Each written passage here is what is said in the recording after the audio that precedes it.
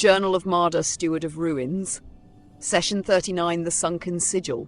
Date 7th of Duskwither, year 1006 of the Veiled Flame. Filed in my own hand by directive of the Council of Settlement Affairs for record, recompense, and reckoning. They returned from the southern sands alive, burned, bruised, and bearing truths we were not prepared to unearth. 6 of them set out to investigate the resurfacing of the Lost Sanctum near the Temple of Lost Light, a site I now know to be one of the last strongholds of the Order of the Sunbound Chain. A scavenger's corpse, lungs filled with dry sand and medallion in hand, was our only warning. We thought perhaps it was a fluke, a relic hunter's bad luck. We were wrong. The party Fritz, Larry, Celira Duskwa, Henrik Sanders, Laura Elver, and the ever-unbreakable Trug the Bug crossed the shifting dunes and faced dangers I hesitate to describe even now. A sandworm rose from the ground like a godless serpent and dragged Trug beneath. We thought him lost. But somehow, with that stubborn ferocity he's known for, he tore his way free, rising from the earth like a hammer from the forge. Further along, Celira and Lari fell into a sand trap. Were it not for Mordane's quick action, they may have vanished entirely beneath the desert's breath.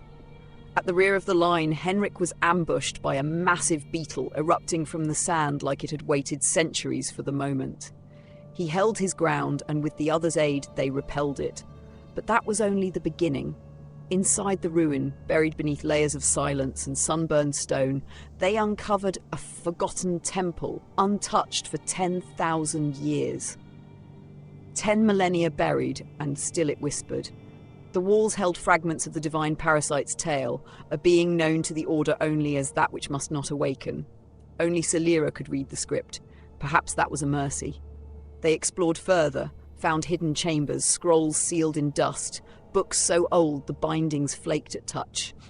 These were not mere artifacts, they were remnants of sacrifice. The Order of the Sunbound Chain died to seal something beyond understanding, and now that seal trembles. In a tower above, sealed behind a forgotten ladder, Trug, Laura, and Larry discovered a sarcophagus. Trug, with holy water and warrior's instinct, attempted to purify it, but it stirred, it rose. A mummy-lord prince, not a mere husk but a vessel of ancient rage, awakened and unleashed its fury. The battle that followed nearly broke them. I have seen these heroes return before, tired and bloodied, but never shaken like this. Fritz's spells, I'm told, turned the tide. The cost was high, but they triumphed. And in that coffin, they found something terrible and wondrous. A sunbound sigil medallion, one of 7, the texts say, each forged to lock away something far greater than the mummy they faced. The coffin bore a warning, carved by a desperate dying hand. 1 key is not enough. 7 seal the light. They have returned with the medallion. The council will reward them, that is the proper thing, but I fear this ruin was no tomb. It was a threshold, and worse, though they did not see it, I felt something wrong in one of the relics, something pulsing beneath its surface, a presence that did not belong. I have arranged for containment, but it may be too late. I feel the whispers begin. The site is sealed again, for now, but what sleeps in chains beneath the sand? Dreams still. Marder, Steward of Ruins. Our own Council of Settlement Affairs.